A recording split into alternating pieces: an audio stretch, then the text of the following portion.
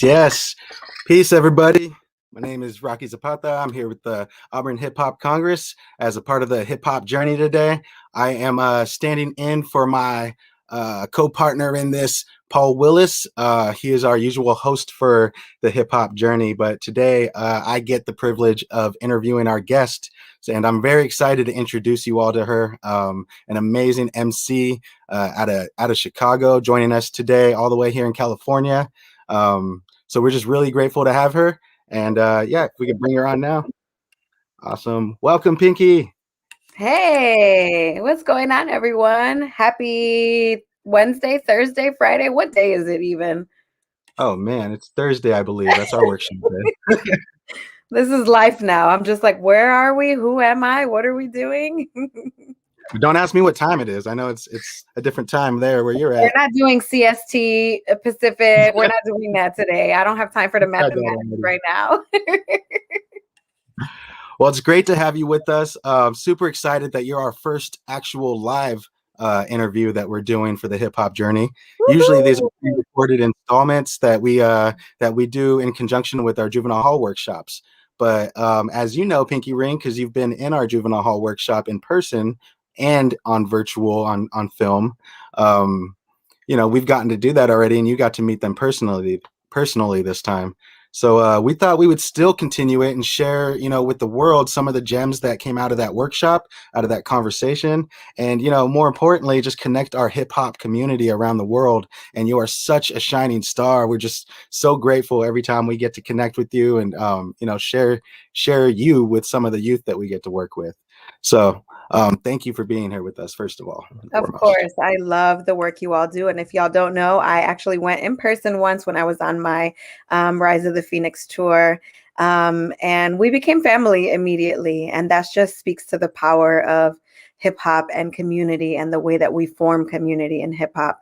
A lot of people think that hip hop is just very for self, but we are the living proof that it is more than that. It is about communion and community and just working together to achieve all the several goals that we have. Yes, so much of that. So Paul Willis is actually with us today, but he's going to be running our tech like I'm usually doing.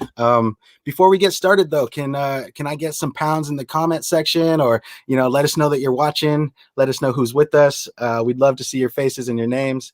And we can't see you because we're not on Facebook ourselves. We're in the studio for StreamYard. So we'll have a bunch of comments throughout the day like this one. I think you have some guests joining us as well, Pink. Yay. I definitely told my students that they should tune in because they might learn something about me that they don't know, even though I think they know every single thing about me.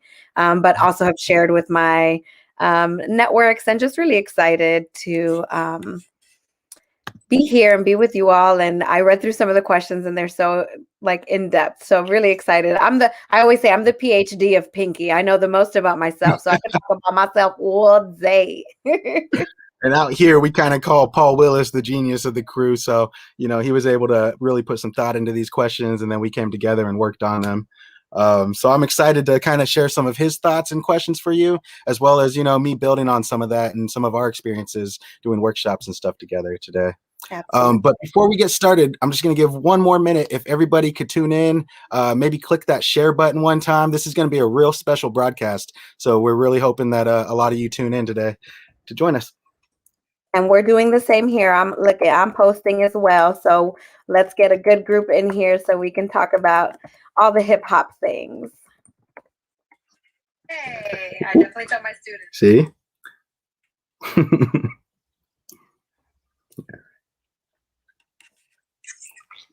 Awesome. So I think we're ready to get started. Again, please continue to leave your comments, leave your thoughts, your questions, whatever you have. Share your energy with us through the comment section. That's how we're connected today. So without further ado, we're going to jump in. This is episode 5 of the hip hop journey with Pinqy Ring.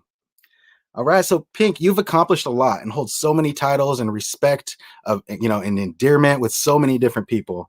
Um, you're a beloved figure in hip hop culture. Could you share a little bit about just who you are? Who is Pinqy Ring? Pinqy Ring is a multitasker, clearly, because I'm still posting on all of my social media and listening at the same time, y'all. So this is a really good lesson in multitasking and in promoting your brands. But I am Pinqy Ring, or Ringy Pinky, like my very Puerto Rican father likes to call me. And I am an MC, an educator, a speaker, a pretend mother to lots of students. Chocolate milk aficionado, Chicagoan, Boricua. If we got any Boricuas listening, go ahead and throw them Puerto Rican flag emojis into the chat. And just a lover of humanity, of anything related to equity and social justice, particularly through the lens of hip hop. That has been the cornerstone of my work for over a decade now. I don't want to age myself, but I'm definitely, grown. And I've been doing this work for a very long time, and it's super close to my heart. Never mind. You don't have to. Yes. Beautiful. Well, I've gotten to see you in person, and we've had a couple different experiences from, working in the juvenile hall to, out in Oakland, getting to see you perform at a Hip Hop for Change event, where that in itself is just such a memorable experience for me. And I'm excited to share some of that with everybody and let them kind of get to know who Pink is. And we're going to be able to get into that with some of our questions and dig a bit more into just exactly who you are and some of your experiences. So let me check my questions here. But when we first started rhyming, let's go back. How did you get your name? So it's so funny because I remember sharing with your students the hood version of the story, and then we've got like the PC clean version of Pinqy Ring. But it boils down to a few things. And thing number one is my hatred for the color pink. When I started, I hated pink. Anything pink was so girly. I have an older sister, but because she was older, it wasn't cool to hang out with me. So I was hanging out with all the boys. So it was my brother and my 2 cousins. And so we did all of the boy things. I played Little League Baseball. I used to love to watch wrestling. We would fight all the time and go to the park and ride our bikes. And so pink to me was like the epitome of like girliness, and now I see it as just the embodiment of femininity and feminine beauty. But at the time I hated it. So very long story short, I would not wear pink if you paid me. But then I wore it one time when I was in high school. I got a pair of pants, and for those that are from Chicago, we know the Mega Mall, which is no longer. They tore it down. But the Mega Mall was where you can go and get a pair of underwear, some cologne, a chain, fake or real, piercings. You can get pierced. You could a myriad of things that you can get at the Mega Mall. So I went to the Mega Mall and I took a pair of pants, and you can get anything airbrushed there as well. So I got a pair of pants airbrushed with Pinky. No, I'm sorry. I wasn't Pinky at the time. I got a pair of pants airbrushed with G-Unit on the butt because I loved 50 Cent and Lloyd Banks and G-Unit and their flow and the very New York East Coast raps. And so got G-Unit spray painted on the butt. They were pink pants and really form-fitting. So at the time, thick wasn't a thing. Like no one called you thick, and that wasn't cute. But I was curvy as a teen. And so everyone like caught notice of me in these G-Unit pants, these pink G-Unit pants, airbrushed. And so people started calling me Pinky because I was wearing pink. I'll give a little bit of the hood version of the story, and that's that. Another reason why I started wearing pink was because I was dating a boy at the time who wasn't in a gang, but his family like ran this gang. Like they were the head honchos of this gang in Chicago, that their colors were pink and black. If you're from Chicago, you know what I'm talking about. We're not going to shine a light to that lifestyle because we don't do that anymore. But I started wearing pink a bit more because of this boy that I was dating at the time. And so once I started wearing pink, everyone started calling me Pinky, and I hated it. But I couldn't shake it. And then I met a manager once. Now, my prior MC name was a terrible MC name that we're not going to share because it was that bad. But when I met a music manager when I was 17, he's like, yeah, that rap name is not it. We got to change it. You're going to be Pinky, so figure it out. So a lot of fighting and back and forth. And I finally decided, okay, I'm cool with being Pinky, but we need to add something to it to make it a lot cooler. So I added ring to it because in hip hop, like so many people celebrate their pinky rings. They're always talking about it. Everyone's got a line about it. And so I was like, Pinky Ring is dope because it's symbolic. It's about the way that people want to push me forward and show me shine. In ciphers or anywhere, they'd be like, yeah, that's cool, but you need to hear my girl. And so it was really symbolic about them wanting to like sort of show me off. And I'm little, I'm 5 feet tall. I don't know why people think that I'm just taller than that. Maybe because my bars are like 5'9". But Pinky Ring is like small and it, on your little pinky, and it's not a huge deal, but like it can shine and it can be big, but it's not going to be as big as a ring you put on another finger because it's just your pinky. But when it shines, it shines. And so that's sort of where Pinky Ring came from. It became like a persona. And then Pinky Ring, the name came before the hair. Then the hair came and then everything else followed. My license plate says Pinky. I have pink seats in my car. It's ridiculous now. It's become its own thing. But and I always like to mention that I changed the K to Q for Queen in Pinky Ring. So that's the story of Pinky Ring. That's right. I always love hearing those origin stories, and I've gotten to hear it a couple times, a couple different ways, like you said. So there's it's always good versions. to kind of bring those worlds together, and that's what hip hop is for a lot of us. We get to be our full selves in hip hop, and it's just such a beautiful thing to see, you work in these different spaces and to bring that that wholeness to the table. So thank you for sharing a little bit about yourself. But kind of digging in even further, like what inspired you? Who inspired you to write your first rhyme? Do you remember? So I remember the first rhyme that I recorded. And that was actually for an English class when I was in high school. They wanted us to do a project about 9/11, actually.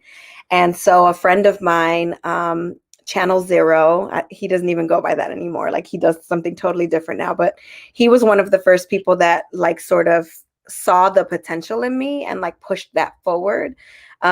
So he was really popping in Chicago at the time. It was him and this group of rappers called Under Investigation Records.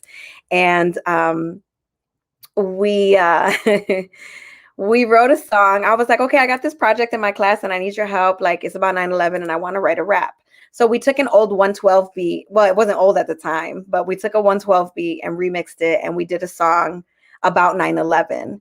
And I remember that song so distinctly because I remember after submitting that song to my English teacher, mind you, this is an old white woman who never would listen to rap probably ever, heard the song and like, I didn't have to do anything for the rest of the year. Like I could sleep in class. She was just so floored and overwhelmed with how this song came out.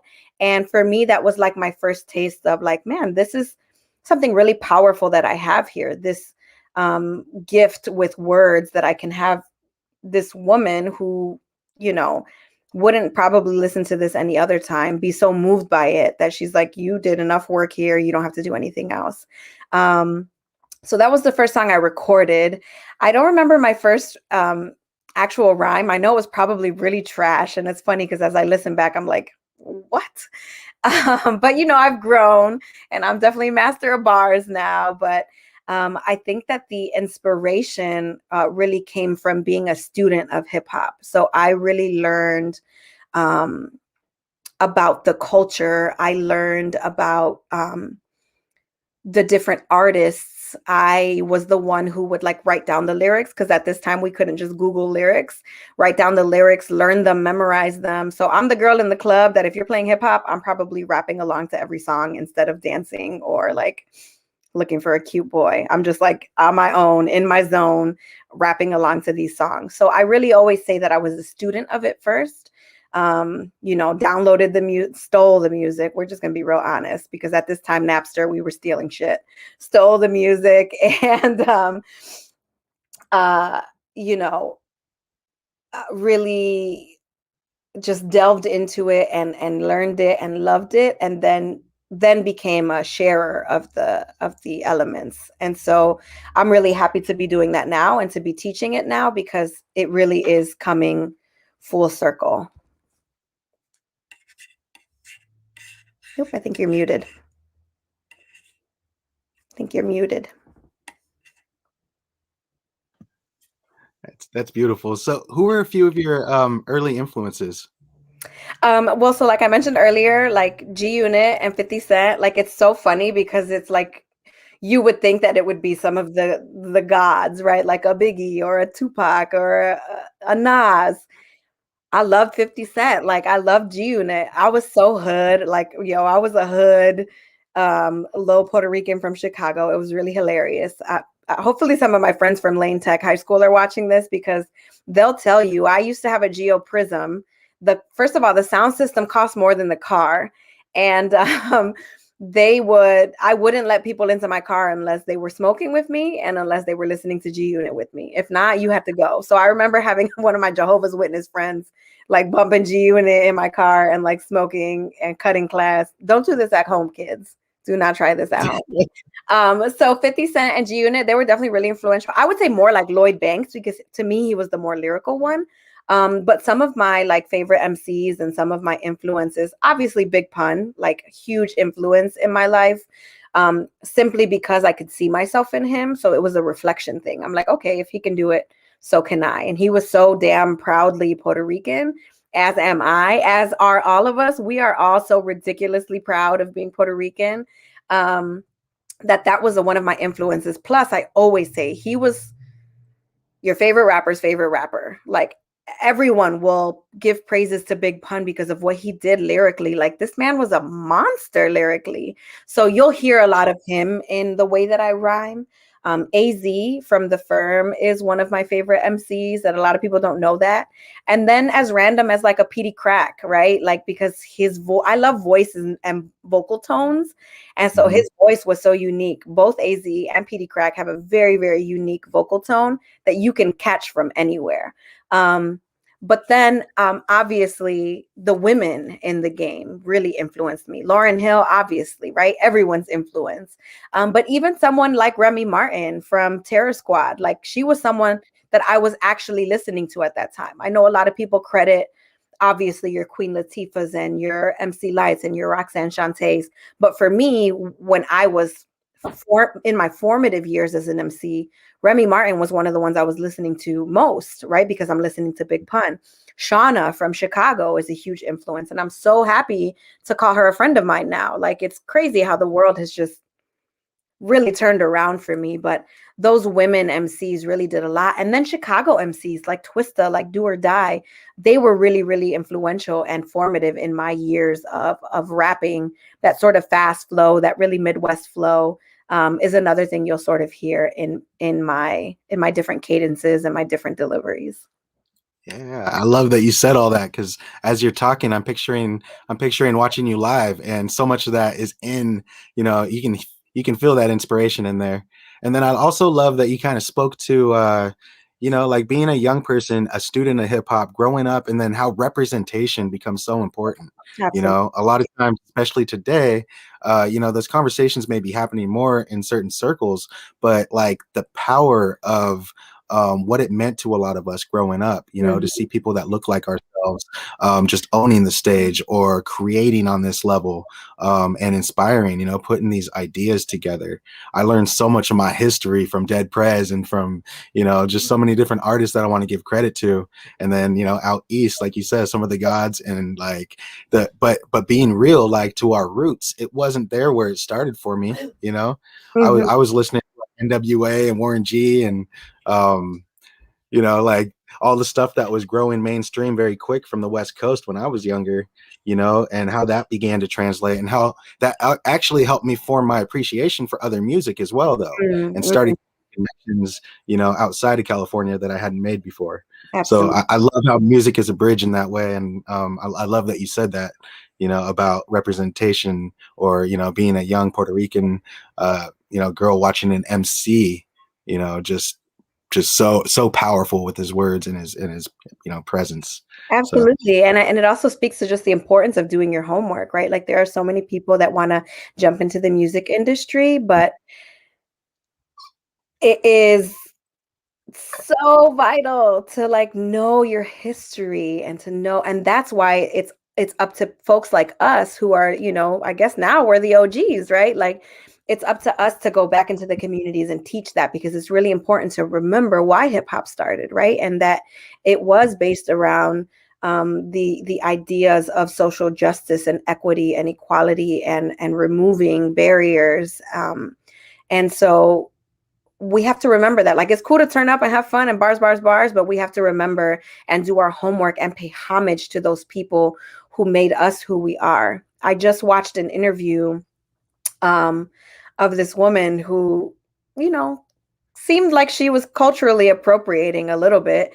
And it was so interesting to hear who her influences was, because she was like, "What's Nicki Minaj?" And I'm like, "What do you mean, Nicki Minaj?" And I had to stop myself and be like, man, because someone would have been like, "What do you mean, Remy Martin for you?" right. You know what I mean? Like, what about Lauryn Hill? And what about Queen Latifah? And what about, we have to remember, we got to meet people where they're at and then sort of fill them with the knowledge, but coming from a loving place and not from a place of judgment, which is what happens sometimes in hip hop, where, you've got your older heads who are like, "That's not how to do this." Like, it's changing and growing and forming new wings all the time. And we have to learn that, love that, and appreciate that.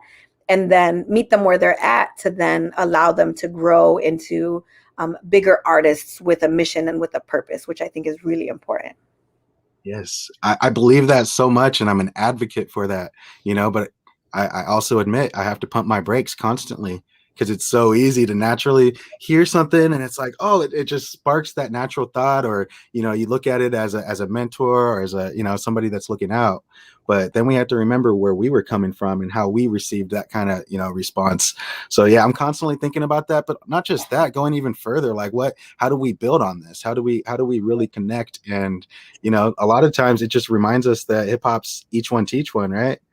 And I learned so much from the young people we work with. And, I see Absolutely. that you're so informed with the groups that you see. I just see how well you adapt. We had you recently with three very different groups, and they each received you very well. And just the way that you adapted and catered to each of their, individual personalities and needs is just, it's beautiful to watch, We and have it's to why hip hop. remember that, yeah, like we were there once, right? Like, and remember what it was like for us to feel misunderstood or not heard, or to not see yourself represented in anywhere, on a TV screen and on a radio, on a Spotify playlist. And, we have to remember the tutelage that either we had or that we didn't get. So my mission is to be that for the young women in the music industry, because I didn't have that. I was with all the guys rapping. I didn't have a woman that took me under her wing and said, "Come on, Pink, let me help you. Let me teach you. Let me show you." That would have been so helpful for me. But instead of harping on like what that could have been, instead I'm just like, wow, I'm grateful for the experiences that I had and what I was lacking. How can I become that and step in and provide that tutelage for the next generation? So some of my young women students probably think that I'm so hard on them and, so difficult. And, sometimes they get in trouble with me. And it always comes from a place of love, because I wish I had someone that did that for me other than my parents and sort of my sister. I wish I had a compassionate adult that understood me, but also in the music industry to help sort of guide my path and help me avoid the pitfalls. But now that I've fallen into them, gotten myself up, dusted myself off, gotten real cute again, it's time for me to be that. And I encourage anyone else who's in the music industry to figure out a way to be that for the next generation. Because if we think hip hop is dead, how are we going to save it? By uplifting the next generation that's coming up and teaching them and putting them under your arm. Absolutely. And you don't just tell it, you don't just put it in your music, you demonstrate it, and these young women and these young people get to see that as they grow up, and they get to meet people, who have taken an idea and turned it into a dream. who are living these things that a lot of young people can barely even fathom outside of their neighborhood right now, or Absolutely. outside of their situation, and just the fact that your music and your story does that for people. I know for me, it's deeply moved me, both on the sense of receiving it myself for some of your music, and then I also love hip hop, so you're just a dope MC. But also, just I see it through the eyes of others sometimes, our young people that we get to introduce you to, and even elders, and people that are working in different systems and stuff that could be watching today. The fact that we get to introduce you in this light is a beautiful thing, and it speaks to the power of sharing your story, and what it can impact for others. And that kind of leads to my next question. Sharing your story is really so big in all of your music. Has sharing your story always been a big theme in your music? Yes, and I wouldn't say that it was always outright so. It wasn't always Mhm. um, obviously so.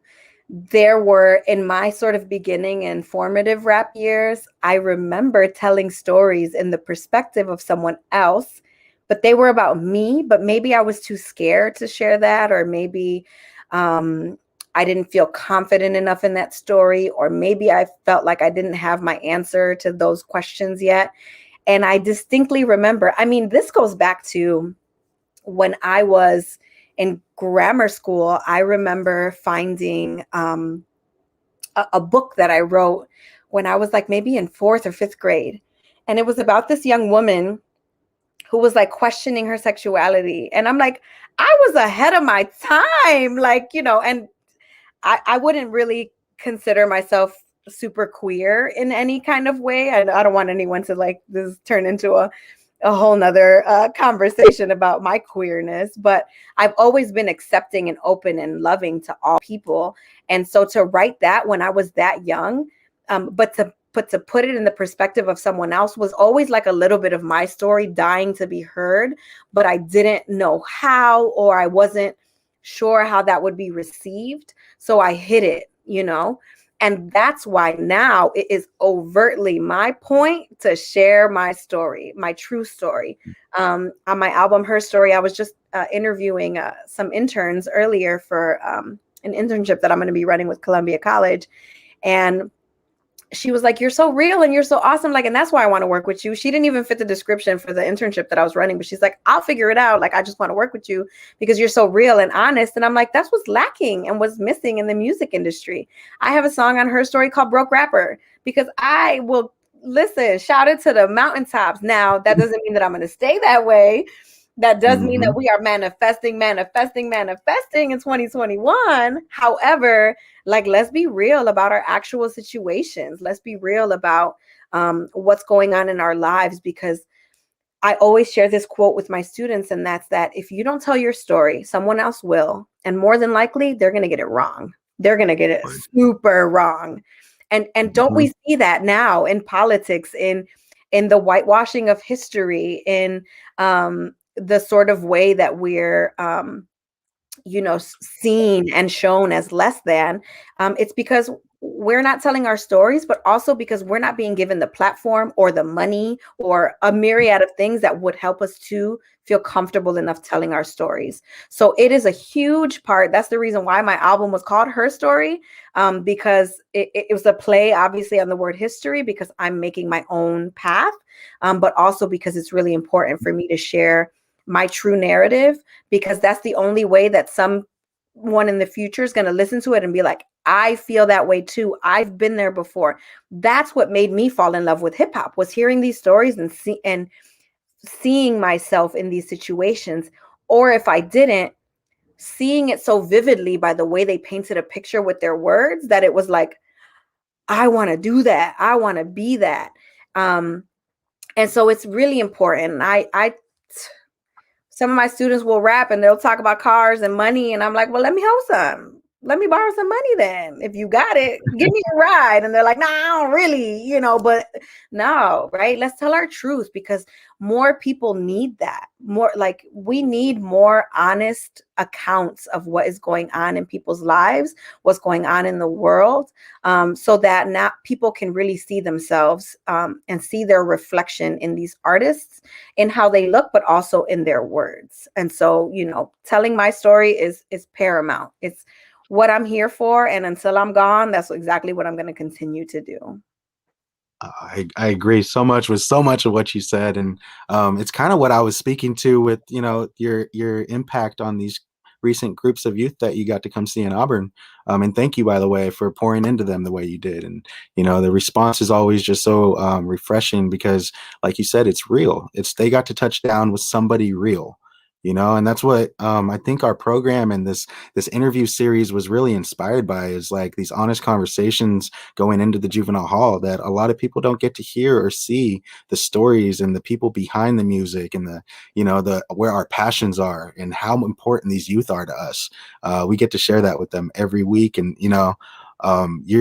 your presence really does that. And again, like the way that you describe that is perfect. It's what I think hip hop does in a lot of these spaces.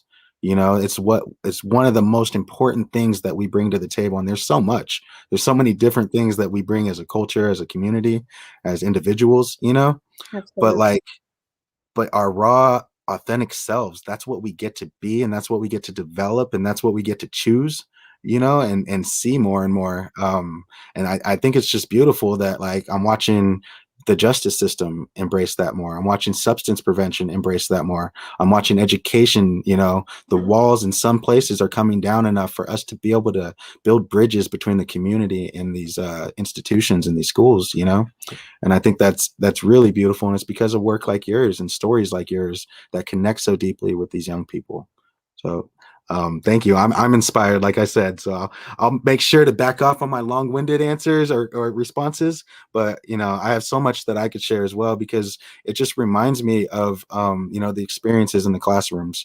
I miss so much being in person in those situations with the kids, because it's so much more real, and we're able to just connect on such a deeper level. But the fact that we're still doing it and able to reach them virtually, and stories like yours are able to inspire, it just is really testament to how powerful the work is, and our experiences lend to those stories. Absolutely. I also want to shout out real quick. I see a few people in the comment section. Courage, I know he said, "What up, Pink?" Love He me said some him. We had a little adventure together, all of us, when we we went. did. Can we talk about that show? Because that was so funny, and like, such a real, like, it's just evidence of what community is, because y'all didn't really know me for that long. Y'all knew me for the couple of days that I was there. And so, to give y'all some context, I had a concert, and I was supposed to get on, what was it, like a metro to get there, and then I don't remember what happened. Would have ran late and wouldn't have made it in time to this show that I had.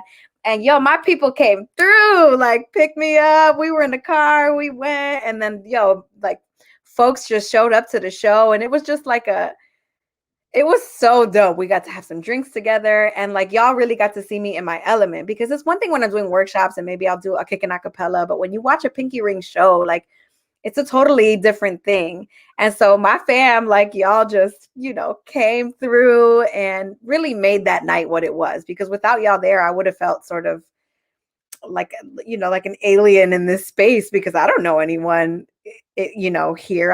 I have a fan base, but it was just so dope that y'all came with me and we kicked it. And That was that was meant to happen. it really was. It was It instant really was. family when we got together, but that sealed it, and I'm just so grateful we got to go, and we were at a concert in Sacramento. We had dropped you off at the bus stop or the train stop, and I just remember going back. We had just gotten in. We connected with the artist in there, a youngster that was actually in the juvenile hall at one point, and he was just on his rise, Hobo Johnson. So we were over at his concert just a little earlier than that.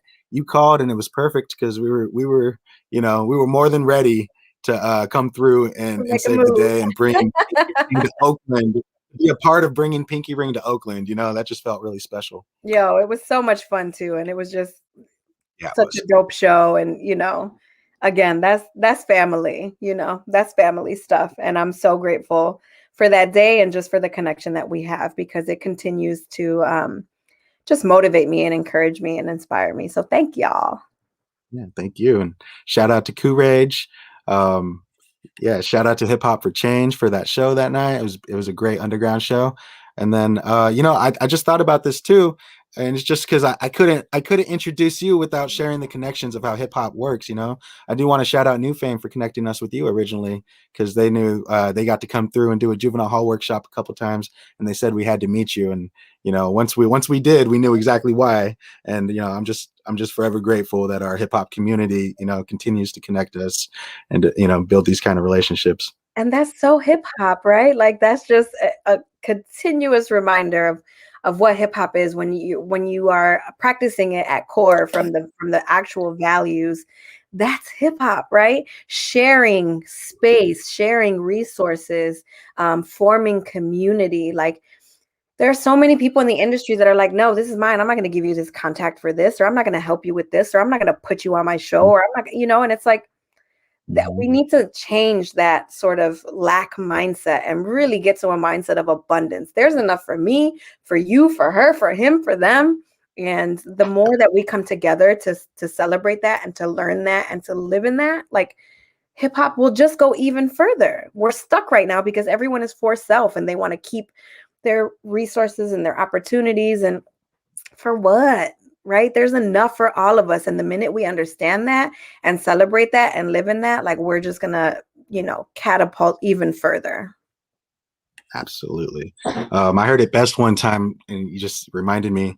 I heard at a conference that it was somebody telling the young people we were working with that our goal isn't to catch you up to us or to help you get to where we are. It's to give you this information sooner so that we can see what you can do with it, so that they can leapfrog us essentially and take it to the future in places we never even could. And I Absolutely. think that perpetual motion, it continues to launch us forward, and that's why hip hop is such a force worldwide, and it is such a force in people's lives, connecting so Absolutely. many of us. Absolutely. So Pink, moving on in the questions, what was the moment that you knew this was something you could do professionally, or that you wanted to do professionally? Whew. I still don't know sometimes. Sometimes I'm like, wait, what am I doing? Like, what is the whole point? And I say that to encourage anyone in any profession who's feeling sort of stuck. Um, it can be like the music industry is a beast. It is a beast and a monster in and of itself. And that's the reason why I'm so lucky to be able to wear so many hats. And I always encourage higher education. And so I went to college. I graduated from college. I got my degree in creative writing. Originally went for biology because I wanted to be a marine biologist, and then took a biology class and I was like, oh hell no, this ain't it. This is not it for me. Maybe for her, but it ain't for me. And so I went through like a bunch of different majors until I finally met this crazy English teacher who was like, you need to be an English major and that's it. Like, I'm not playing with you. And I'm like, yes, ma'am. Which speaks to the importance of mentors, obviously, and people who like see in you what you don't see in yourself sometimes. So the moment that I knew that I could do this professionally, I think that there were several moments. And I think that they all always end up back at the listener and the fan. So I remember I released a song about my experience with trigger warning sexual abuse. And the amount of messages that I got saying, like, this song really helped me. This song, um, I've never talked about my story, and let me share that with you. Like, that really made me realize that my voice is important as hell. And we don't have enough people sharing stories like this and with that kind of platform and voice. So that's one moment. I think that um, graduating from college and realizing once I graduated, I was able to work at a high school in the community called Pedro Albizu Campos Puerto Rican High School. Shout out to that school. They are just my heart in full because they really are like a revolutionary ass high school, which is exactly what I needed growing up and I didn't have. Like they literally sing the Puerto Rican revolutionary anthem instead of the American. Like it was just, I'm like, y'all are doing it. Like this is when we talk about self-actualizing, like, and self-awareness, like this is it. But what was dope is that graduating from college, when I was kind of in this, well, what the heck am I going to do now? They gave me a job and allowed me to teach an English class based around hip hop. They gave me the state standards and they're like, as long as you meet these standards, we don't care what you do, how you do it, do that. So I was able to record songs with my students. We had something called Vicious Vocab. So we would learn vocabulary. We did a photo shoot. Like it was just so dope to see that like all of my loves can marry because I can't see myself doing this hip hop thing without doing the educator thing. And I can't see myself doing the educator thing without doing the speaker thing. And I can't see myself doing the speaker thing without the author thing, without the hip hop cultural ambassador thing. Like all of these hats are like they're stacked up on top of each other. And I can't see myself doing one without the other. But all of them center around this love for hip hop and rap music that really is the ultimate reasoning as to why can I do this professionally. It's because I can pursue all these avenues, but all of them end up coming back to one thing, and that's hip hop. And so the fact that I'm able to function within all of these spaces and still be myself, my authentic self, that really is that's the stamp of approval that like I can do this professionally because I can be my genuine self and because I can allow that to disperse itself in all of these different ways. But it all comes back to rap and hip hop. The reason why people are booking me to speak at these universities is because I'm a Latina hip hop artist. The reason that I'm teaching here in Chicago and the curriculum that I'm teaching is hip hop entrepreneurship songwriting.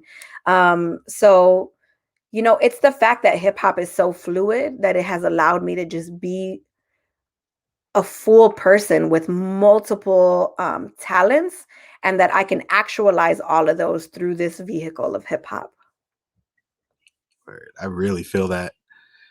Yeah, and you spoke to some of the mentors, and that being such a big part, and it really deserves probably its own segment. But just real quick, did you have other mentors or role models, early in your career as an MC, and what kind of lessons did you take from them? Yes and no. I have more mentors now than I did then. But also it's because I didn't really understand the power of mentorship or what that was. And also because no one probably could see me being mentored yet because they didn't really know what my full capability was. They didn't really know all of the different things that I wanted to and could do because I was just focused on one. I would say that now, gosh, there are so many mentors, both male and female, that like are really powerful powerhouses in my life. I'll give one as an example. I have a professor. I went to UIC and I got my degree in creative writing, but I took a music ethnography class at UIC, and my professor, Ruth Rosenberg, who I love so much, was one of my mentors in that. Like when I presented my project on, it was about women MCs, and I interviewed different women MCs for this project. Psalm One being one, Nikki Lynette being another, Chicago like legends. What she ended up doing was bringing me back to her class and paying me to present this project and to do workshops with her students. This is a university professor who saw something in me as a student and then brought me back as a professional in my field. To this day, who supports me all the time. She just bought my book. She's constantly checking on me. We need to have coffee, Ruth. If you're watching this, we owe each other a coffee date. But that's just one example. I did a Latina leadership program a few years ago called Fuerte, and Luz, who's like this freaking powerhouse of a woman, Luz Canino Baker, brought me into her women's like leadership sort of program, and then ended up bringing me back as the keynote speaker the next year, and then brought me back as a host for their event the year after. This is what I'm talking about. Like, oh, this is just moving me because I see that I'm doing that too. Like, I was recently speaking for a conference, and I paid and brought 2 of my young women students to come and speak and perform at this conference. Like, yo, I'm just realizing now, I'm putting it all together, how full circle it is that I'm doing the same thing. And even though I didn't have that when I was a teenager and when I was starting to form, I mean, I guess maybe that teacher who listened to that song and let me coast the rest of the year, in a sense, was a mentor, because she made me realize how powerful this gift was. And, you know, I'd be remiss to not mention like all of the men who, you know, men get such a bad rap in hip hop, and some of y'all ain't shit, and you know it. However, however, I wouldn't be who I am if it wasn't for the men who sort of meant, and they weren't men at the time, they were like teenagers as well, but who mentored me, who took me under their wings, who said like, come on, let's go, let's do this. There's this show. You want to come do this show? Like, we got you. We'll take care of you. What do you need? Would fight anyone for me. Like, I would be remiss to not mention those sort of MCs that really took me under their wing with no other agenda other than like they saw something in me and pushed that forward. And then even to this day, like there are so many, you know, men that I could reach out to. One of them that I could think of is, his name is Mikey O, and he runs programming, like comedy shows in Chicago, but took me under his wing, like put me on one of his shows. He had me come and speak to schools. He helped me start the Pinqy Project. Like, man, I have so many mentors, and my life would be not the same without them. And I'm so glad that I'm making that connection, that like I'm paying it forward as well, and I'm doing the same thing. I love it. It's so important. You know, we pay that homage and we take the time to remember and reflect on those moments that, you know, people really looked out for us and helped us kind of see our path. You know, I like to say, when you're on your path, you continue to see it light up in front of you, you Mm, know, and it's mm. through those people, you know, that believe in you. It's through those beacons that, you know, reach through the dark times and are able to kind of say something at that right moment, or, you know, connect you. And just to go full circle, like you said, that's amazing that you're bringing people I out yourself now. love that saying about, you know, it'll continue to light up as you go, because man, you know, I've been, you know, it's been a pain point for me recently where I'm like, what, and why, and what am I doing? And, you know, if it wasn't for people like my therapist, that's a mentor, right? Like my therapist, I talk to her every week. Like, she's so real and raw, and all the therapists before her who really helped me form, like my life coach, Mara, who like, constantly, if I needed her to check an email for me, like, is this rude, or am I saying this wrong, or like, can you help me with this, or this boy is doing this, do you think I should stay with him? Like, it's all of these people in my life that have served as mentors to me, and I really want to be able to pay that forward. The spiritual workers, the people who you know, help me really understand my path spiritually, and understand my ancestors, and understand those spirits that walk with me, like Angel and Maria and Cecilia. Like, these are all people who, like, there are so many different facets. There's like business mentors and spiritual mentors and mental health mentors and hip hop mentors. And I'm just so lucky, you know, I realize how loved I am. And it's through them that I have been able to self-actualize and become the woman that I am. And hopefully in the future, my young girls and my young boys who are in my classes, or that even if they just see me once in a workshop one time, I hope they see that and understand that they're valuable, they're worth it, they're worth being poured into. And even if they don't have a mentor right now, like, I've been my own mentor. You know what I mean? Like, I gave myself a pep talk today because I didn't want to do anything today. Today was just hard, you know? And I had to be my own mentor. Like, let me stop bothering these people. Let me really find and pull from myself what it is that I need. And I think that we forget that sometimes, that all the tools that are available to us are right within us. All we got to do is listen, right? Listen and pull and observe and push forward. If you don't push forward, then you don't, you know, your story ends. And then what, right? Like, where is the victory from that? Absolutely. None of us would be here today or be able Oh, to share our story if we gave up, you know? at all. Yeah, so you really spoke to it already, but how is, recognizing the importance of, resilience and just taking care of ourselves, our mental health? How's that been a part of your journey? Ooh, let me tell If you. you don't mind sharing a little with us. How long we got? We got a whole nother hour because it's gonna take a little while. No, I mean, goodness, it is like literally, here's the cornerstone of my work. Mental health is is it. Um, and I share that because far too often in communities of color, we're told that like you don't talk about things, you don't talk about your problems, you brush them under the rug. Um, you don't go see a therapist because that means that you're crazy, and you're not crazy. And it's like all of these stigmas around mental health, excuse me, and mental health help that we need to break through. And so I consider myself like a champion in that regard. Like I am here to take the punches and the scars from anyone who has anything negative to say about this sort of journey, because that is the way that we learn about ourselves, is when we allow ourselves to just speak openly. Like I always say, a therapy is just you speaking, and then the words are there, and then you make that connection yourself, and you're like, oh, cool. And the therapist is just the sort of conduit, the person who like helps you put that together, but it's really all within you. Um, and so like this, literally for my next album, I have a song that's dedicated to my therapist. Like, and we're not talking about that in hip hop. Like, why is that not cool? Like, yo, my therapist is the shit, and without her, I would not be who I am.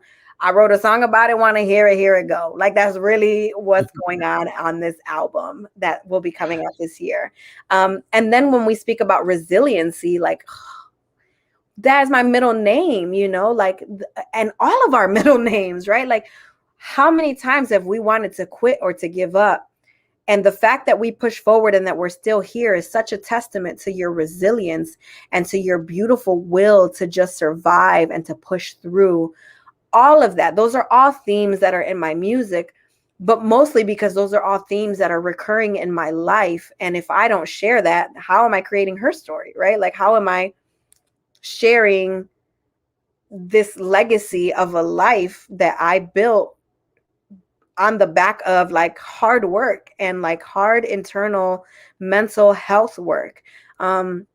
I share with people all the time, like I've been on medication for depression, medication for anxiety. I go to a therapist. I have PTSD.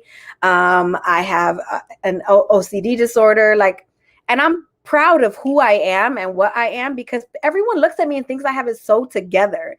And, outwardly, sure, but I struggle as well. And if I don't share those struggles, everyone's just going to think that you have to be this perfect person in order to be a musician, or in order to be a sort of figure, or an influencer or what have you. Like, my life is a hot ass mess, and that's okay. All of our lives are a mess, but we figure it out and we keep pushing forward to create a better future for our children, for our nieces, our nephews, our students, our community, our friends.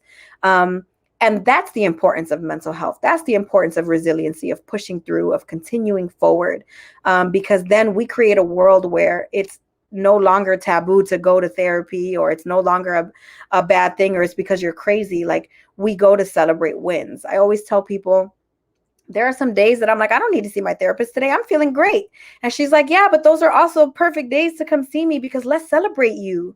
Let's celebrate where you've come. Let's celebrate what you've done. And so, I say that all to say, I know it can be a journey, and I know that it's sometimes painful finding a therapist. I have something now that I've started on Sundays called Self-Care Sundays, where I go on live on Facebook and Instagram and just pick a topic and we talk about it, right? Because I think it's really important that we start to destigmatize mental health and start finding the resources and the help that we need in order to just get better. Like, that's really what this is all about. Life is about stumbling, falling, getting better, figuring it out, looking back and being like, okay, I don't want to do that again. And then pushing forward and falling again. Like, I'm constantly, like, literally, you would consider me clumsy because I'm constantly like falling over myself, but I learn, right? And then I push forward and push through. And that's that resiliency piece. So, find a therapist, find a spiritual practitioner or a spiritual practice, find a healthy eating habit, find a workout routine. And again, I'm saying this and I'm preaching to the choir because I'm still struggling, but I've gotten better, and I realize that that's what's going to make us really truly win as people of color, as artists, as rappers, especially in a genre like hip hop that doesn't really, that's why I love I think you mentioned Dead Prez earlier. That's why I love Dead Prez, because they talk about eating healthy, and I'm eating my vegetables, and and I'm working out, and like that is cool to me. Like that's hip hop. Like let's talk about how we become better as a community, so that we're not suffering from all these ills that were imposed on us by society. Oh, you're on mute. Thank you. I'm so grateful you spoke to all that, Pink. No, I mean it's for one, the vulnerable, your vulnerableness. It really makes a difference because it does show other people the strength in that, and it shows other people that we're all going through it, and we're all figuring it out, and that we do have others that we can lean on and that go through it as well. So much of that I felt, and that I just appreciate that you use your platform for that too. And I do tune in on Sundays now, starting this past Sunday, and it's really refreshing to take that time. You kind of spoke to that, just being able to take that time for yourself, and just connect and ask yourself, if you're all right and what you need and all that. But We don't thank do you. that enough. We don't ask ourselves, like, what do I need? Like we feel the feeling, and then we sort of brush over it. We don't stop and say, why am I feeling this feeling? What do I need to do to stop feeling this feeling? How can I make myself feel better? What do I need right now? Like if we just got into the habit of asking ourselves that question, like, okay, I feel this way. What do I need right now? I need a cup of tea. I need to go take a walk. I need, you know what I mean? Like if we start asking ourselves that question more, the whole world will be better. Because then we don't have egotistical people over here like messing other people over. They're really looking within and looking internally and saying, what do I need to not be a narcissist or not be egotistical today? But some people will never get it. And I'm just saying that to all of y'all out there because that's just the truth. But the more of us that do, the more of a healed society that we'll become. And the more full life we can live or begin to live, 100%. continues to inform us and in our needs and our path. 100%. But speaking to self-care and self-care Sundays, can we take a couple of those tips? Are there a couple practices or things that you might recommend for others that you do? Yes, so many. So one of the things that I've been doing recently, and I fell off the bandwagon just a little bit because I took a trip to Nashville and, was really just splurging and indulging.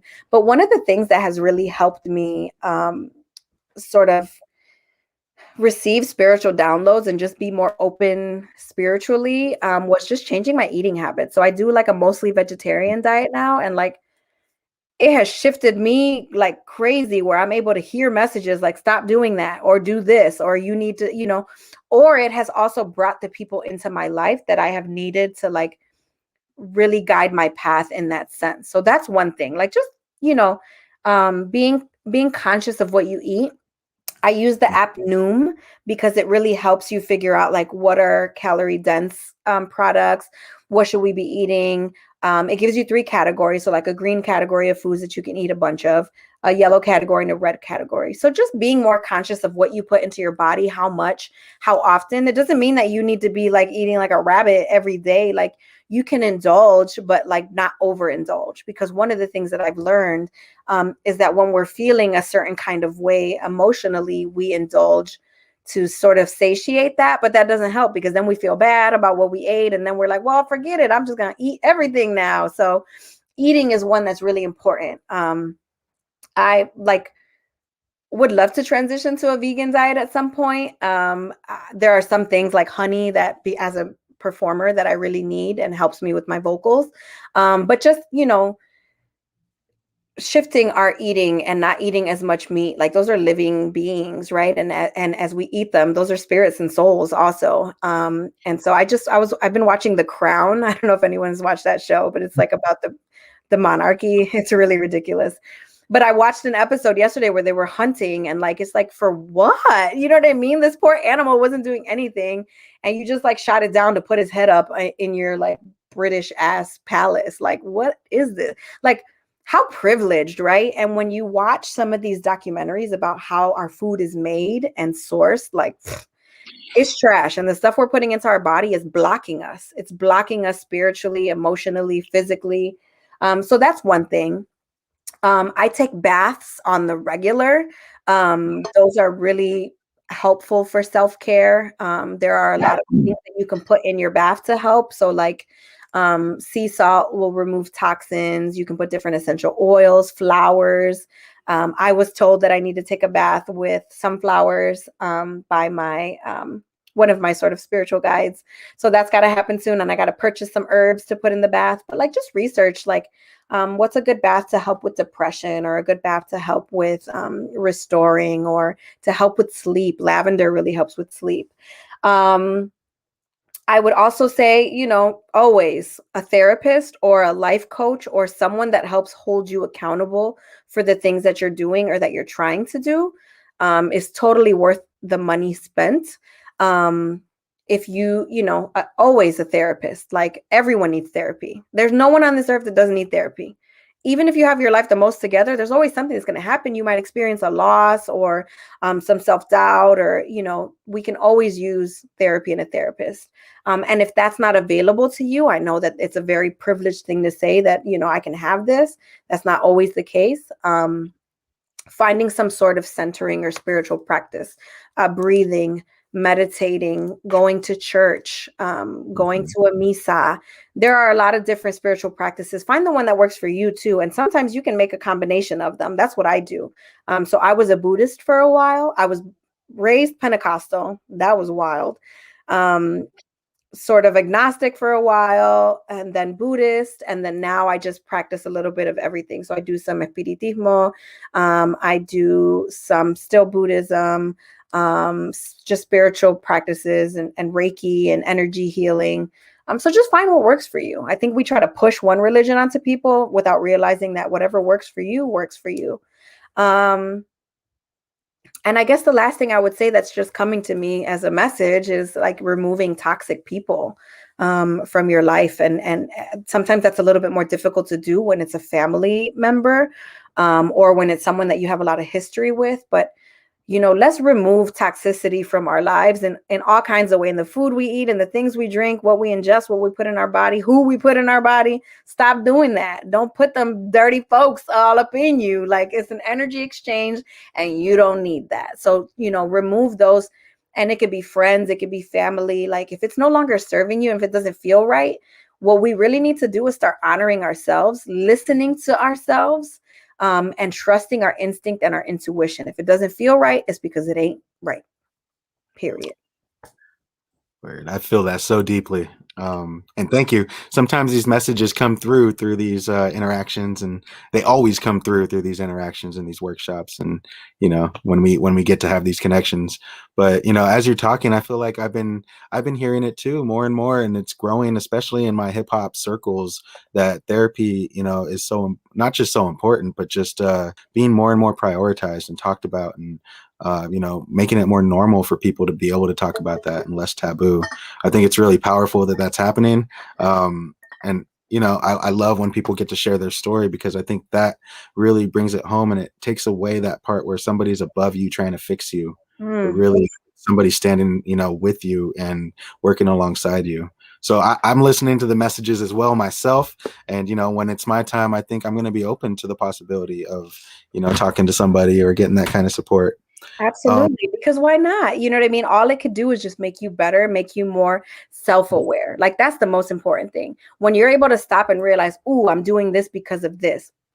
It's a game changer, because then you stop doing shit that doesn't serve you anymore, right? And even as therapy is sort of shifting and growing and becoming more inclusive, because a lot of the things that we didn't see is, you know, inclusivity and understanding of marginalized communities. Like, now we even have things as cool as hip hop therapy. You know what I mean? And like, I always say, hip hop therapy was my therapy before I even knew that therapy was therapy. I didn't even know that, you know, that was an option for me. And hip hop was my therapist. Hip hop was the place where I would write these stories down, even if they weren't about me directly, and then share them to the world. And as I grow, I'm like, man, if I didn't have that, I would not be here right now, to be 100% honest. But I'm so glad I had that. So while we're looking for that person or thing, or, to help center us, always remembering that there are a lot of tools available to us: writing, listening to music, meditating. These are all things that we can use in the meantime to help center us and to make us more self-aware. That's the goal. How can I be more aware of the things happening, to the triggers, to the traumas, to the reactions, and how do I change that so that I'm not being destructive to myself and being destructive to other people? That's it. Beautifully said. Beautifully said. You know, it just drives it home further. But I'm thinking too, during the pandemic, so much is, even harder, and so much is, magnified by that. And I'm just thinking, like, how important is it that we have these supports in place for things, times like right now, unprecedented, you know? Yeah, and it just makes me really want to, host more things like this where people get to hear real conversations and real people just, wanting to support and offer that kind of, support that we needed.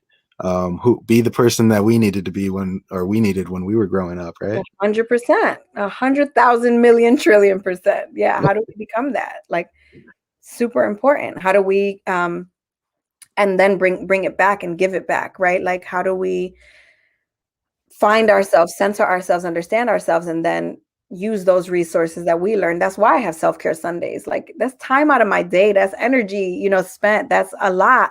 Because I don't do just regular shit. So I got like a syllabus and what I'm going to talk about and when, and, but for me, it was really important to use my platform for that. Whether one person tunes in or 21,000 people tune in, it's important for me to share that because it's going to reach who it needs to reach when it needs to reach them. And we all need to be doing that.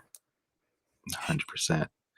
100%. There's so much to talk about, and I'm excited to, I learned from this as much as I try to dig out interesting ideas and topics to share with the world.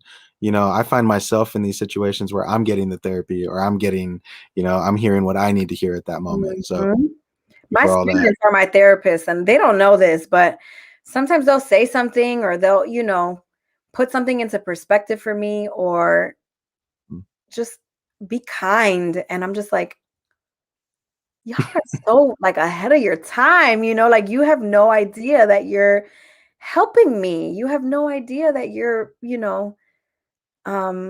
saving my life. I literally just started teaching again. I hadn't seen my students in months, and I missed them terribly. And I was going through it. Because I was I knew that I was about to tell them that I wasn't going to work with them anymore because I was not aligning with the organization that I was with anymore. And I wanted to tell them this in a way that didn't vilify that organization, even though I felt my ways, but that would like center them and show them like it's really important to take care of yourself, and to, if you're not valued, to move on.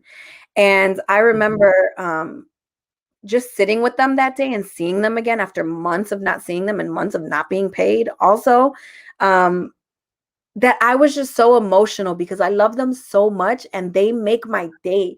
It could be the silliest conversation about whatever. Just being around them and being with them made my day, and it hurt me and it broke my heart that I'm going to be leaving them soon, but they can't get rid of me. And I've told them that already. But because like, as much as I might be whatever to them, whoever to them, your mentor, your titi, your, goofy rapping educator, like they mean so much to me. And they, during this pandemic, saved my life. They literally saved my life, because when there were moments where I was like, why am I doing this? I don't want to do this anymore. I thought of them and I was like, I can't leave them. I can't not be with them and be around them. They need me, but more than that, I needed them. And I hope they know that. And I hope they always remember that. Any young person that I've ever met or talked to or taught has done more for me than I could have ever done for them. And they might think the opposite, but they remind me of my purpose and remind me why I'm here, especially when it's like, I don't even want to be here anymore. It's like, without them, I wouldn't remember, like, this is my path and my journey. And it may feel dim right now, but the light it's going to light up in just a minute, like you said, so that I know I'm going the right way. Yeah. Wow. Thank you for sharing that. There's layers to that, and I wanna honor, um, how much your heart is in it with these students, and how much that must mean to them to hear that from you, somebody that they get so much from or look up to. um it's beautiful, and I feel that connection with all of our youth, and it speaks to a couple things too. Like I said, it makes me think of also valuing ourselves and knowing when something is healthy or unhealthy for ourselves. And Mhm. I do want to big up you for that, because that's also part of self-care, is not continuing to just take either abuse or take not being treated the way that you should, that you should. So I really want to honor that. And also, maybe there's a question in there of when do you think it's time, like if you are ready to step away from a situation that isn't healthy anymore. And we're, especially as community, as educators and activists, our heart's so deeply in what we do. You know can you speak a little more to that, just knowing when it's time to step away from a bad situation or something that can no longer serve you in the same way anymore? I think that um, that's such a great question because it's one that I battled with and literally was spending so much of my time with my therapist on this situation when it wouldn't have been better served doing something else, but I shouldn't have been feeling that way, that I needed to spend that much time talking to my therapist that I'm paying for, to figure out this situation where I'm not feeling valued or appreciated or lauded as I should have. Um, I think this all comes back to that conversation around instinct and intuition. And truly, that's the reason why I brought up eating differently, because I was able to hear the messages and the answers so much louder when I stopped eating meat and I was eating a bit more healthy. Cheese is still my downfall, and I'm sure that's everybody's downfall. But that's another conversation. Vegan cheese is trash, y'all. Vegan cheese is trash. Don't let no one tell you different. Vegan cheese is not good. Okay, I'm done. So for me, what's really important is like community. So not only was my therapist helping me, I have my best friend JoJo. Hey JoJo, I love you, girl. My best friend JoJo, who I would talk to often about the situation. At the time, I had a life coach named Mara, who I just love so much, and we ended up becoming friends. She was another person who I talked to about it. So it's really about gaining perspective from outside, because sometimes it's just about us feeling tired or depleted or overworked or what have you. But when I got those outside perspectives, it really just started to bring it all together for me. And it's like, I'm clearly feeling this way for a reason. I allowed an opportunity for it to be fixed. It did not get fixed in any kind of way, not even in any remote kind of way. It was just almost like, yeah, whatever, and it was like, okay, it took so long because I think for me, more than like the relationship with this org, I think it was the relationship with my students. I was like, I don't want to leave them.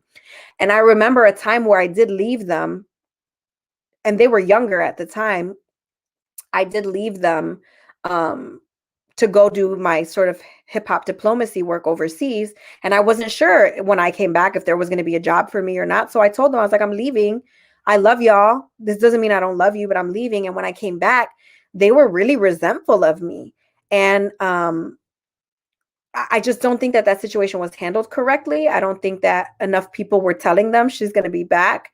And now I'm looking back and I'm like, that makes sense because it's the same place that made me feel a type of way this time around. Mm. But when I was met with that resentment, oh my God, Rocky, that broke my heart into pieces. I cried because I love my students like my children. I love them more than myself. So when I felt like they were angry with me, it really hurt my feelings. We were able to fix it, and I was able to talk to them and say, hey, like, I never said I wasn't sure if I was going to come back or not, but like, I need to follow my dreams too. I think that we tie ourselves, first of all, sometimes we don't have boundaries when we do this work, which is really important. That's a whole nother conversation. We don't have boundaries when we do this work. And we overwork ourselves when tomorrow, if I'm gone, they're gonna find someone to replace me anyways. So without having boundaries and with overworking ourselves and overcommitting ourselves and doing more, that hurts us in the end, because when it's time to leave, it makes it much more difficult. And when you do this work from the heart, genuinely from the heart, it's hard to not do that. It's hard to not overwork, and it's hard to not give your complete self. But it's also really important to have boundaries, which is something that I really did this year. And I was like, I'm not doing any extra anything. I'm not coming to any extra meeting. I'm not doing any extra work. If you're not paying me, I'm not doing it, you know? And that was hard because I feel like it affected my students in a way, but really this organization has the power and the money to make whatever happen, and they're not. So now it's on y'all. It's not on me as a worker. It's just not. I'm a human being at the end of the day. So I think to kind of come back to the answer to the question, like, how do you know? When do you know? You know, you just do. If there's anything moving you in one particular direction, you really have to listen to that and honor that, because that's your spirit telling you, like, I'm exhausted. Those are your ancestors telling you, you are working way too much for not enough money. What are you even doing? We didn't go through all of this shit for you to go through that shit. And we're telling you, stop doing that shit. You know what I mean? Oh, So it really is, you have the answer, maybe finding your core group of people that you trust to bounce your ideas off of. But that's always what it is. It's just bouncing your ideas, just like therapy, and finding your own answer in there somewhere. It'll be there, and you'll know. And especially if you take the path of trying to rectify and it doesn't get rectified, then you need to go. I likened it to a relationship where I keep telling you what you need to do. I keep telling you how I need you to change. I keep telling you I don't like it when you leave your drawers in the bathroom. Can you just pick them up? It's something so small, but if you don't do it, then this is just not for, if it bothers me that much, this is just not for me. And so what's funny is that once that relationship is over and you're like, I'm gone, then they look back and realize how great you were. And then they're like, baby, please, baby, no, baby, come back. And it's like, nah, I'm not. There's something bigger and better. And I'll say this one last thing, is that moving from a place of faith is so important. It's so hard because you don't know what's on the other side. You literally have no idea. But moving from a place of deep faith and knowing, sometimes we stay in situations because we don't know what's beyond that, or we don't know if it's going to get better, or we don't know what is on the other side. But once you move and make that decision, man, the universe is going to conspire to bring you whatever it is that you need. Because that's exactly what happened for me. I started getting opportunities, and this organization reached out to me and they're like, we want to give you $5,000 to create curriculum around hip hop and, you know, for young women. And I'm like, what? Like, the fact that y'all have never really worked with me in that capacity and saw that, just that skill set in me, let me know, like, that other thing wasn't for me and these things are for me, and they're going to continue to come and be for me. So you'll realize once you move from a place of faith, even if you don't know what's going to happen, the mountains are going to be moved for you. It's scary. It's terrifying. Trust me, I've been going through it. But I really have deep faith that, like, it's going to continue to be the case where my light, like you said, is the light is there. It's illuminating. And I'm like, okay, I got to keep going this way. The path's going to continue to light up. I know that for you. And it's going to light up pink, right? Pink as hell. I'll pink everything. I'll pick everything. Yes. Oh, I love that. No, so you spoke a little bit to it, and I know we're going well over. This is just such a great conversation, but I definitely want to take a little time to talk more about you being a U.S. hip hop ambassador. And I know so many people, even people that I look up to in hip hop, may not know that there's such a thing as a U.S. hip hop ambassador, U.S. hip hop cultural ambassador, right? Can you tell us a little more about that? What that means? Some of your experiences? Absolutely. And actually, this ties back to that question of how did you know you could professionally do this? When I got accepted into this program, first of all, what? Like, when I saw this description and I was like, wait, what?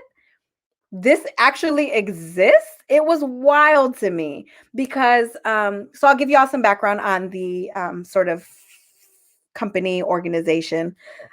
It's called Next Level, and it's based through essentially the U.S. Embassy, the U.S. Embassy, the Department of Cultural Affairs, Meridian, University of North Carolina, and the State Department. So what they do is they send one person to represent each element of hip hop overseas as like this super group. And what you do is you teach different academies to young people, and usually it's like underserved communities in these countries. You teach your element. So, for example, they'll send an MC, a DJ, a b-boy, b-girl, a writer, a graph writer. They've been sending beatboxers and producers as well.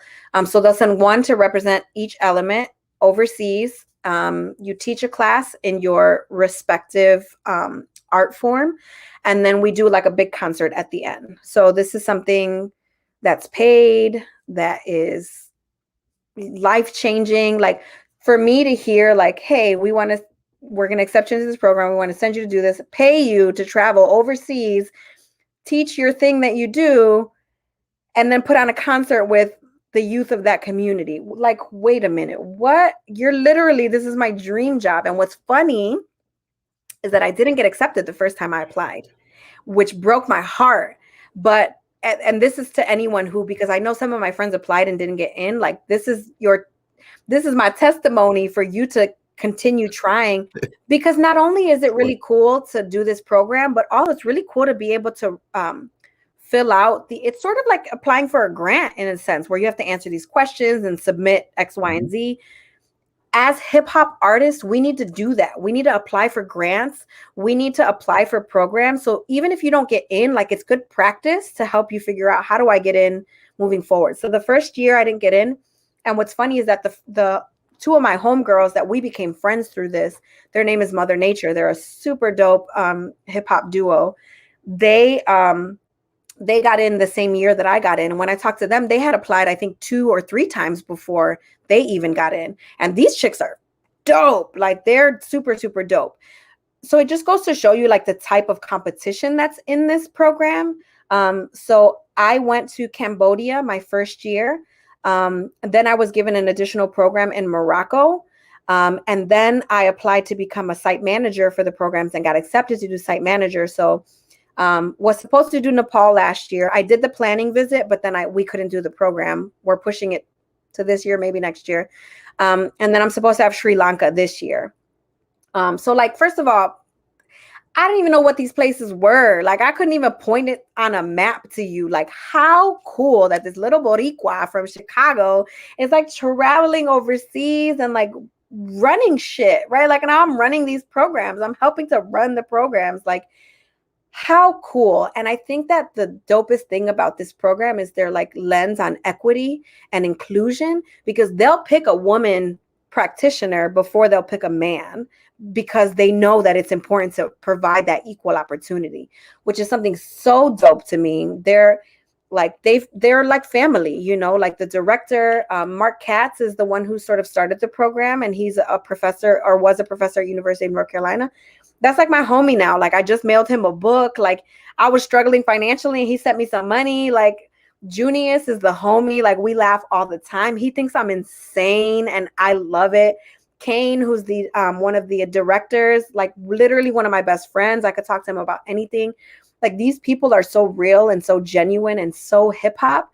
Like, the fact that this program exists is like low-key a legacy. Like, we're going to look back at this and be like, hey, remember when we got sent, you know, through the State Department overseas to do these programs? Like, even for me, it's hard to fathom how like major this program is.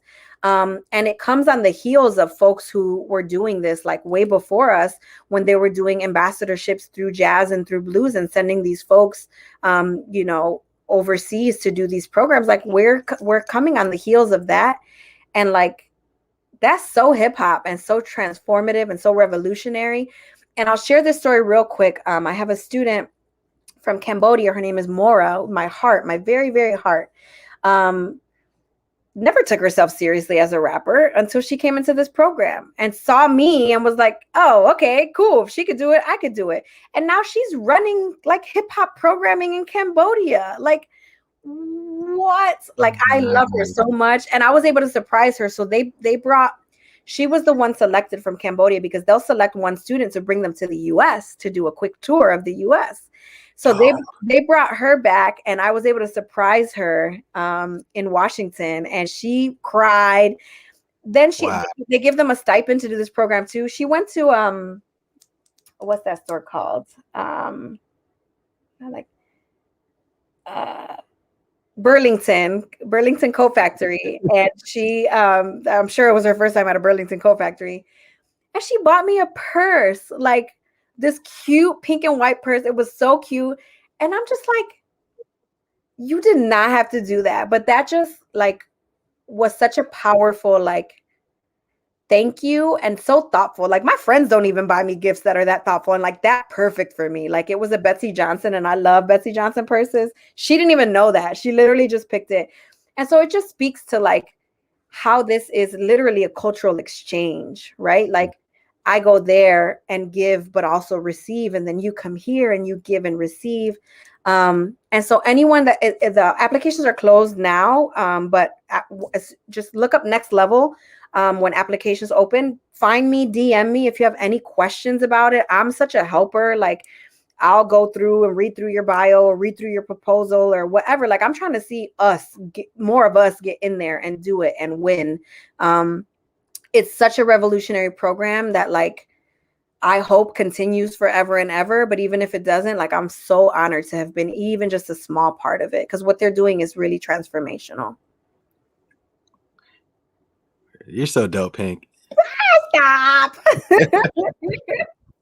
No, I love it. And I hope people take you up on that and even just build that, continue to build that legacy and that network up, and, pump those dreams out there. I was just putting myself in the young lady's shoes from Cambodia, and just like, can you imagine getting off the plane in America and then seeing Pinqy Ring after, you know what I mean? After the She did not know. And she asked too, but I don't think she understood. Like, I mean, I don't think she understood like like how difficult that would be and how much money it would cost me.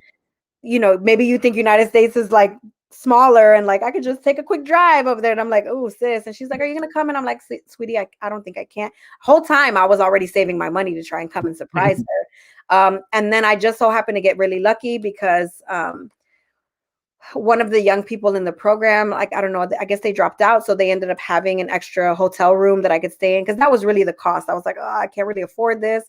So they were able to get me a hotel room. So it all just worked out perfectly. And she was literally so shocked and surprised to see me, because I didn't think I was going to come, because again, I don't think that she understood like what that means. Like, in the US, you can't just, you know what I mean? It's like California to New York. That's two different, that's a long plane ride, but even just Chicago to DC, like, I think in her mind, she found it as easier, like maybe traveling within Cambodia, and it's not the same. But thankfully, they were able to like take care of me and take care of certain things. And that made it possible for me to go surprise her. But I'm just so proud of her. Like,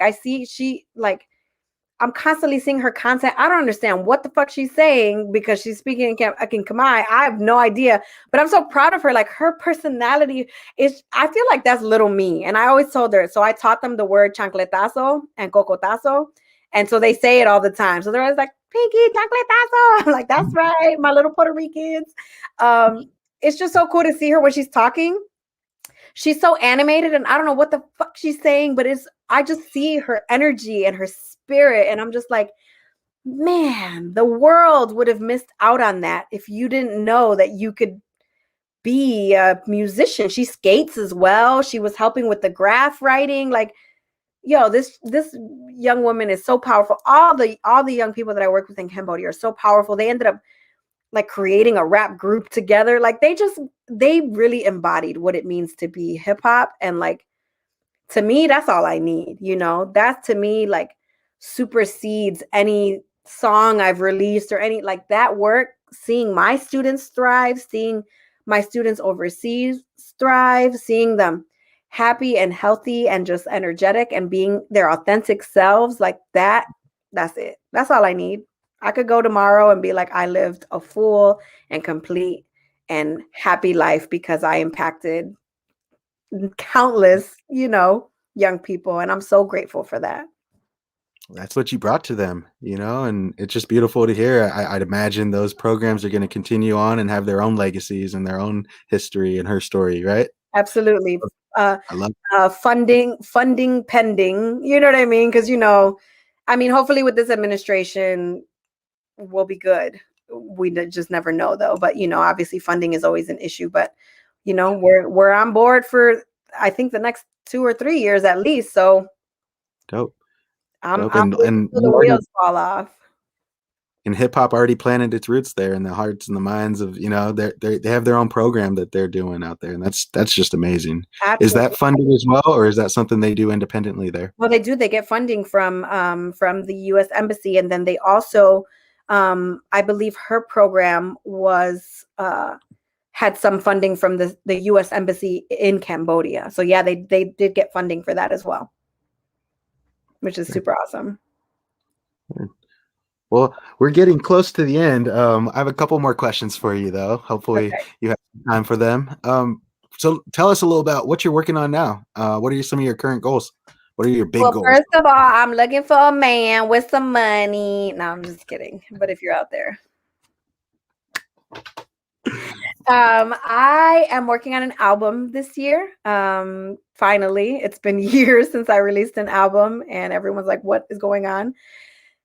I'll say something that one of my students advised one of my other students, and I was like, are you really trying to talk to me, or what are you doing here? So my student Aria told one of our other students who wanted to like get his social media to blow up. She's like, well, you got to be consistent. You got to consistently da, da, da. And I'm like, are you talking? Hold on, are you talking to me or are you talking to him? Because it's so real. Like if you want to be in the music industry, you have to be consistent with releasing, material. I think that I've just worn so many hats that it's been really hard to like focus on one, because I'm like teaching and then traveling overseas and then tour, and then I'll do a freestyle here real quick, and then okay, now I got to go do this, and then now I got to write curriculum for this other you know what I mean? Like it's always. And that's really about paying bills. You know what I mean? It's really about being able to live comfortably enough to do my art as well. But if you want to It's be also about successful, being great. It's yeah. also about being great. Hello, man out there. Are you listening? My future man. I hope you're listening. Got my glasses on so you can see me and I can see you real good. So that album is going to be really like just a labor of love. It's going to be called Phoenix, and it's really going to be based around themes of like rebirth, mental health, celebrating self-awareness, and that. I'm going to release a bunch of music videos this year. So I received some funding from the Department of Cultural Affairs here in Chicago, and also Vital Voices and Tresemme gave me some funding. So I was able to build out my home studio, which is where I'm coming live from, and also able to purchase a camera so that I can shoot my own music videos. So I'm really working on like being self-sustaining. Like I don't want to have to depend on anyone. I think that that's the reason also why consistency hasn't been able to happen, is because I got to hit up the videographer and the website developer and the graphic designer. And then I got to go to the studio and record. Then I got to wait for the engineer to give it back to me. Like it's just too many moving parts, and I want to reduce as many of them as possible. So thanks to those organizations, I was able to build up my home studio, get this camera, get a new laptop so that I can record. So that'll help sort of mitigate those issues. So music, a lot more music videos. And I'm really being ambitious, but I want to try to release 2 projects this year. We'll see what happens. If not, definitely a project this year and a project next year. So I'm working with a lot of really dope people. Oliver Fade, my DJ, has been really instrumental in like helping me project manage this agency called Creative Rage Agency. They're really helping me figure out like publishing stuff and royalty stuff and split sheets and stuff that I didn't even think about, that I'm like, ooh, I didn't do that. And they're like, Pinqy, we're going to kill you. I'm like, I'm learning. So it's just, all of those sort of ins and outs that'll help me sort of get to this greatness. But yeah, I really want, one of my goals is just to be able to focus on the music, on the creative aspect. That's been really hard to do because I'm working 27 jobs and, spending money all the time on all this stuff. And, I'm really just a one-woman show. So I'm really grateful that I have these people helping me now to help me focus on the creative, and they can do the administrative and all that other stuff. So yeah, definitely an album this year, definitely more music videos this year, and hopefully a couple of boyfriends. Dope. Well, I'm super excited for you, and I already know that title song, that title cover and song, Phoenix. Ooh, it's fire. So I They can't wait haven't to seen hear the that whole yet. They album. haven't seen it yet, and y'all can't. You're gonna get it soon. But and shout out to Silk Marti Photography. Like they came and shot the album cover. This was years ago, so this is years in the making. Like folks that donated to my Kickstarter, folks that have supported me in like so many ways. Like all of that. This is the culmination. I really want y'all to understand how hard and difficult it is to create a project and how much money it costs. But it's finally coming to fruition, and I'm finally like spiritually, I'm just in the perfect place to make it happen. And I think that's the most important part. We rush ourselves to create for this like capitalistic society when really it needs to come from the heart. And when it does, it's going to pay you back tenfold. Dope. I'm excited for you, and I'm excited for the album. Thank you. So actually, I like the question on the bottom of the screen, but I have a question to kind of lead into that first, because this is for the young people watching, especially. At the end of this, we're going to wrap up with a couple questions here for our young audience, those getting out of the juvenile hall that maybe want to check out Pinqy Ring on the Auburn Hip Hop Congress channel, you know? Absolutely. But what does success mean to you, Pink? Success to me, that's a really good question. Because it can look so many ways. And I think that what I'm being called to share is that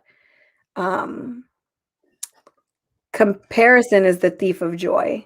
And we tend to measure our success based on other people's successes. And we really need to stop doing that shit because it's not helpful for anyone.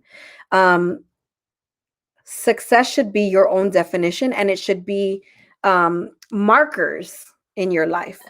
It shouldn't be like, once I reach here, I've done it, because you're constantly going to be elevating and growing and wanting to do something more and better. So currently, success to me looks like really living in my purpose and making all of my income on what I love, which is what I've finally been able to do. I've been saying that for so long. Like, I just want to make money doing what I love. I just want to, be able to sustain myself. And like, I am, and I have. And like 2 years ago, I was driving Lyft and Uber, like, and rapping and teaching. And you know what I mean? Last year was the first year. And what's crazy is that we were in the middle of a pandemic. Was the first year that I made all of my income based on teaching, speaking, performing. And this year is slated to be the same. You know what I mean? So like that. And I have to remind myself that that's success for me, like, because I'm still like, but I'm not there yet. I don't have an excess of income. I don't have my own label. I don't have, this and this and that.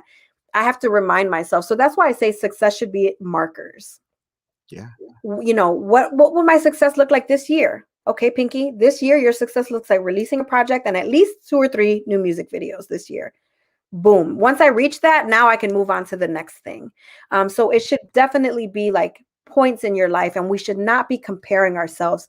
And I say that as someone who has been doing that ridiculously lately. Like, okay, well, now I'm 35 and I don't have any kids, and I don't have a home, and I still struggle with bills sometimes. Like, why am I not this and that? And why are, I see my friends that I graduated high school with kids and married or happy relationships. And I say that to say again, like, comparison is a thief of joy. They might be looking at me and being like, dang, Pinky's out here doing it. Pinky's traveling and she's teaching and she's on the hip hop journey and being interviewed. And, that's cool. And that looks cool. I say that to say, like, if you're looking at me and thinking, I've got it all together, I don't. But what I do have is a plan, right? What I do have is what I would like it to look like. And you should do the same for whatever that looks like at whatever phase you are in your life. Sometimes success is just living and breathing and being alive, especially amongst the multiple pandemics that we're facing in the United States of America, right? Success is being here, thriving, living, making it to this interview today, even though I was just not feeling it. And I was like, oh, I got to do my makeup. Oh, I got to do. And now I'm here and I'm like, yo, it's almost 2 hours later and I'm energized. You know what I mean? Success should look like whatever it is you need it to look like for that day, for that week, for that month, for that year. Make it whatever it is that you need to make it. And there's this meme that I shared yesterday, and it's like we do not live our lives to pay bills and to lose weight. That was so resonant for me, because it's like we constantly live every day like, I got to do all of this and hustle and pay all of this, and I got to be this weight, and I got to, that's not what we lived our lives for. That's not what we were put on this earth for. It's to be truly happy. So find what that is for you and make that your marker of success. And then make sure that you are constantly elevating. You're not getting comfortable in that one space. You're like, okay, I did this. How do I elevate now? How do I go further? Love it. Love it. It leaves room to constantly evolve and to constantly And we build on our. are. I'm going to be an old ass lady with pink hairs, probably still rapping, because I'm telling you, I've been trying to quit so many times. And what was there was someone's quote, like, if it's your calling, it's going to keep calling you.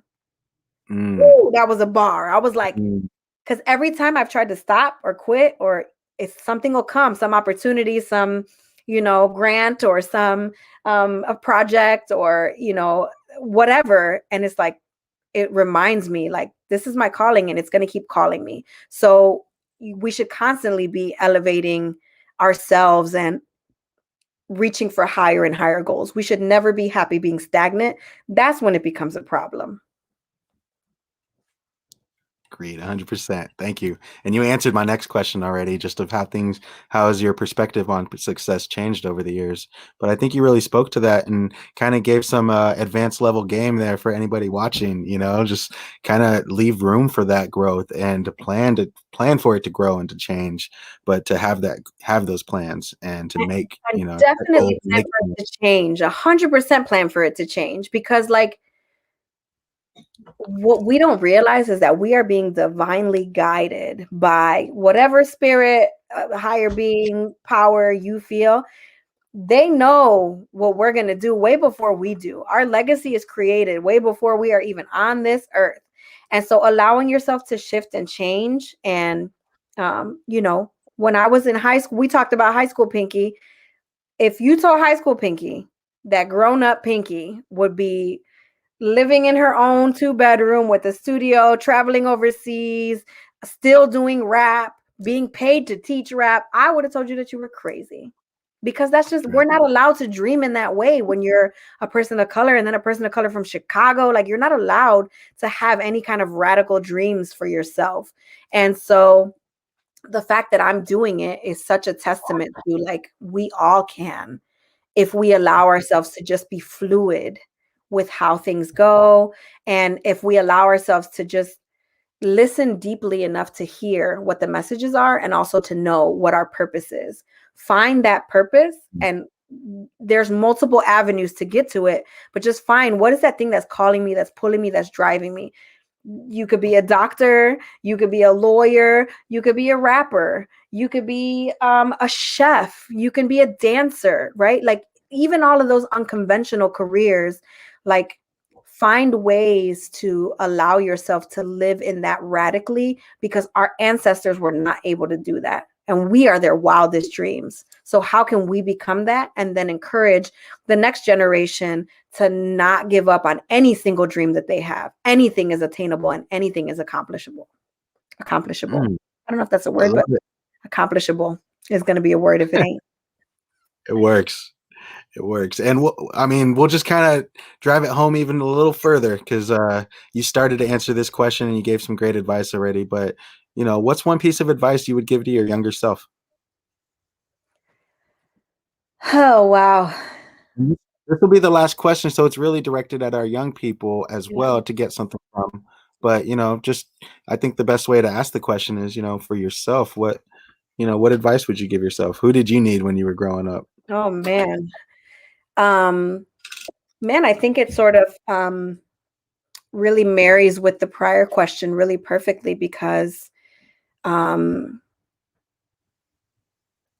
would tell myself that I'm capable and worthy of pursuing my wildest dreams. because that's even still something that I struggle with today. So if baby Pinky had a better understanding of just trust and faith and like divine alignment and purpose, I would tell her, just keep going, right? Keep going, keep breaking those barriers, keep loving yourself deeply, and you are worth radical dreams. You are worth um, an excess of money, even. You are worth love. You are worth healing. I would tell her that she is just beautiful and wonderful and mega, mega talented. Um, and to, yeah, just keep pushing forward. It's not going to be easy. This world was not made with the intention of having people like us succeed, to be very honest. But there are those of us that will persevere, that will push through, and those are going to be the game changers to create the world that we want to see for the next generation. So I would tell her, you're going to be a legend, and then create other legends that will continue that path and that light, and that you're good enough. You're more than good enough. You are more than good enough, more than worthy enough to do exactly what it is you were put on this earth to do. That's what I would tell her. I love it, Pink. That was amazing. And, I want to put into perspective too. Can anyone watching or any of these young people that look up to you imagine someone telling you any different than what you just said?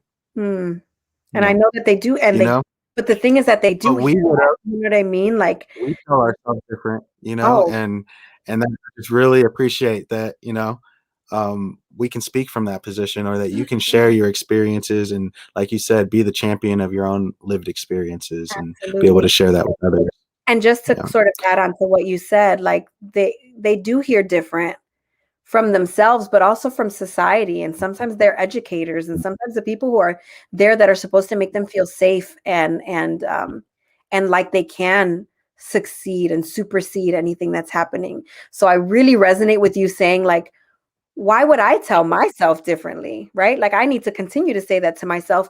And just the idea that we constantly have to nurture this younger version of ourselves that was told all of the opposite things by society, by, these are not my thoughts. That when those negative thoughts come in, they're not mine. They're society's, they're my parents, they're other people's. And so I really have to remember to tell myself those things. This was a reminder to myself as well as I'm reminding others. But you are your own champion. Even when the world is against you, if you continue forward, you're going to make a legacy of yourself that's going to continue, and that's going to then inspire other legacy makers that are going to come after you, whether that's your children or your nieces, your nephews, your friends, whoever. So I'll end it by saying, stop that negative self-talk, Pinky. I'm saying it to myself, and I'm saying it to all of y'all out there, right? Stop the negative. As soon as you hear it, stop it, because that's not you. That's not you speaking. That's your trauma, that's your history, that's people that, had their own shit that they were still dealing with, and they could not see you succeeding or being any good version of yourself. Stop that talk, because that's not you. Start trying to find and listen to that true voice that's really you, and that's going to push you forward and help you create the world that we all need to see and we all want to be in. Word. Well, I love it, Pink. It's been a wonderful conversation. So many gems to pull from this. I appreciate everybody that's been tuning in, and hope everybody really got to enjoy, getting to meet Pinqy Ring, and our sister, our friend, our fellow activist in Chicago. Gained so much inspiration from you, and I'm gonna share some of the music videos and stuff in the comments afterwards, and people will be able to look up your page, your website, and your information. I really encourage you all to get in the loop before this album drops, because it's about to be fire.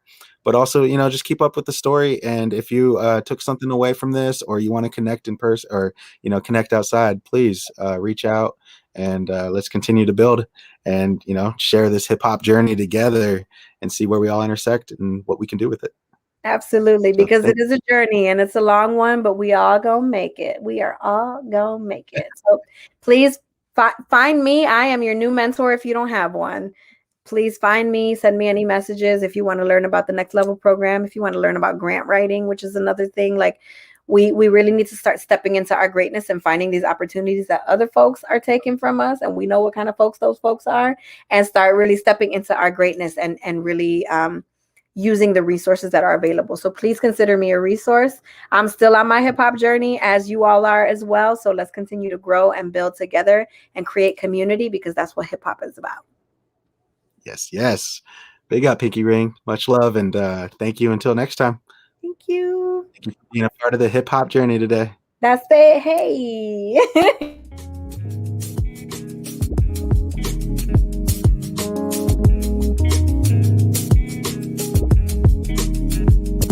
I was suspended in 7th grade. Road that always paved in gold. I couldn't save my soul. Adrenaline like a tidal wave. Might have thrown it all away. Carrie begged me to stay. Your mama ain't coming home. Don't pick up the phone. It got you set straight. But I'm 15. Just begun to dream. Life ain't always what it seems.